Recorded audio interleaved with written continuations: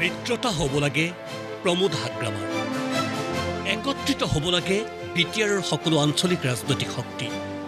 সংঘাত নহয়, সমন্বয়ৰ মাজেৰে হওক বড়ো জাতিৰ আত্মনিয়ন্ত্ৰণ। বডোফাক স্মৰণ কৰি এপছুৰ সভাপতি দীপেন বড়োৰ ৰাজহুৱা আহ্বান। আমি বিচাৰিছিলোঁ যে এই জাতীয় সংগ্ৰামৰ মাজেদি যি আঞ্চলিক শক্তি ইয়াত জন্ম হৈ গ'ল, BPF আৰু UPPL দুই আঞ্চলিক শক্তি একেলগে বুজাবুজি আধাৰত আমি আগুৱাই যাব পাৰোঁ নেকি। ঘৰখনৰ যি সংঘাত, পৰিয়ালৰ যি সংঘাত, সামাজিকভাৱে যি এটা সংঘাত, আজি শ্ৰাদ্ধই হওক, বিয়াই হওক, মিটিং, আন কাৰ্যসূচী গাঁওখনত একেলগে নহয়। ঘৰখনত ককায়ে আনত যায়, ভায়েকে আনত যায়, এই এটা সংঘাত আজিলৈকে এই পৰিৱেশটো আমি দেখিবলৈ পাওঁ। তো এনেকুৱা সংঘাত আৰু আমি নিবিচাৰোঁ। ইয়াত সমতাকেন্দ্ৰিক আলোচনা প্ৰথমে আহিব নালাগে। বুজাবুজি, শ্বহীদৰ বিনিময়, উপেন ব্ৰহ্মৰ যি একতা, একত্ৰীকৰণৰ যি এটা বিষয়, সেই বিষয়বিলাক যদি আমি উপলব্ধি কৰোঁ, যদি আমি চিন্তা কৰোঁ, নিশ্চয় ইয়াত এটা আধাৰ, এটা সূত্ৰ ওলাব। ইতিপূৰ্বে মিত্ৰতাক লৈ হৈছিল আলোচনা। একেলগে দুবাৰ বহিছিল হাগ্ৰামা মহিলাৰী আৰু প্ৰমোদ বড়ো।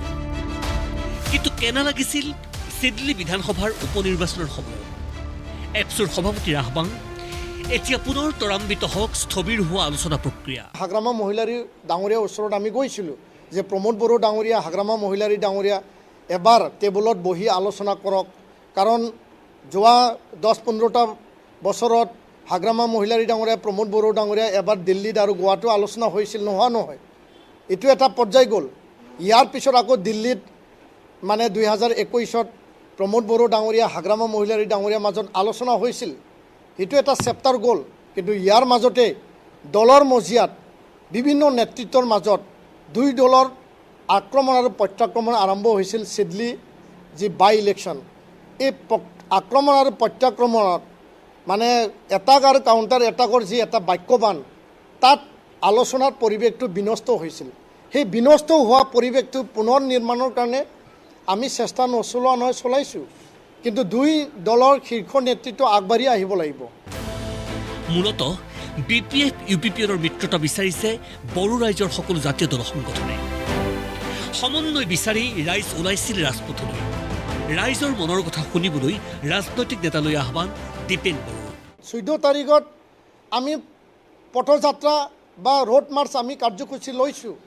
আৰু ইয়াত হাজাৰ হাজাৰ বড়ো যুৱক যুৱতী বা বিভিন্ন জাতীয় দল সংগঠনে অংশগ্ৰহণ কৰিছে। তেওঁলোকে অৰুণোদয় বিচাৰি অহা নাই, তেওঁলোকে IY বিচাৰি অহা নাই, তেওঁলোকে IBS বিচাৰি অহা নাই। জাতিৰ একতা, একত্ৰিত বড়ো জনগোষ্ঠী 35 লক্ষ বিটিআৰবাসী জনসাধাৰণ শান্তি আৰু ঐক্যতা আৰু সমন্বয় ভাতৃত্ববোধ বিচাৰিহে তেওঁলোকে ৰাজপথত ওলাই আহিছে। ৰাষ্ট্ৰীয় দল ৰাষ্ট্ৰক চলাবৰ কাৰণে থাকিব, ৰাজ্যক চলাবৰ কাৰণে ৰাষ্ট্ৰীয় বা আঞ্চলিক দল থাকিব। কিন্তু ক্ষুদ্ৰ যি এটা বিটিআৰ, এটা 6 শিডিউল যি আত্মনিয়ন্ত্ৰণৰ যি এটা বিষয়, 34টা বছৰ আন্দোলন, 5,000ৰ অধিক শ্বহীদ, ইয়াত বিভিন্ন ঘাত প্ৰতিঘাতৰ যি এটা ইতিহাস, ৰক্তাক্ত এটা পৰিৱেশত জন্ম হোৱা এই BSC, BTC, বৰ্তমান বিটিআৰ, সেইটো যাতে কেন্দ্ৰীয় আৰু ৰাজ্যত যিসকলে ৰাষ্ট্ৰীয় দলে চলাই আছে, সদায় তেওঁলোকে সহযোগ কৰিব লাগিব, সহায় কৰিব লাগিব, আশীৰ্বাদ দিব লাগিব। আৰু আঞ্চলিক দলে একত্ৰিতভাৱে ঐক্যতাৰে আমি আগুৱাই যাব লাগিব। বড়ো জনতাৰ আত্মনিয়ন্ত্ৰণ আৰু স্বাৰ্থৰ বাবে অতি বিচক্ষণতাৰ পৰিচয় দিছে বৰ্তমানৰ এপছু নেতৃত্বই। যদি UPPL BPFৰ মাজত মিত্ৰতা হয়, তেন্তে BTR সাপেক্ষে কি স্থিতি হ'ব BJPৰ? গেৰুৱা শিবিৰে এয়া সহজে গ্ৰহণ কৰিবনে? সাংবাদিকৰ প্ৰশ্নৰ উত্তৰত দীপেন বড়োৰ পৰিপক্ক উত্তৰ। BJPয়ে সদায় আঞ্চলিক শক্তিক সহায় কৰি আহিছে। আৰু এই সহায়ৰ যি এটা হাত, এই যি সহায় সহযোগিতাৰ যি আশীৰ্বাদ, নৰেন্দ্ৰ মোদী ডাঙৰীয়া, অমিত শ্বাহ ডাঙৰীয়া, অসমৰ মাননীয় মুখ্যমন্ত্ৰী ডক্টৰ হিমন্ত বিশ্ব শৰ্মা ডাঙৰীয়া আৰু BJP দলে আঞ্চলিক শক্তিক সহায় কৰি পেলাই এই আঞ্চলিকতাবাদৰ যি এটা আত্মনিয়ন্ত্ৰণৰ যি এটা BTC BTR, সেইটো শক্তিশালী কৰাত সদায় সহায় কৰি আহিছে। আৰু সহায় কৰাটো আমি ভাল পাম। দেশ চলাবলৈ আছে ৰাষ্ট্ৰীয় দল, ৰাজ্যও চলাইছে ৰাষ্ট্ৰীয় তথা ৰাজ্যিক দলে।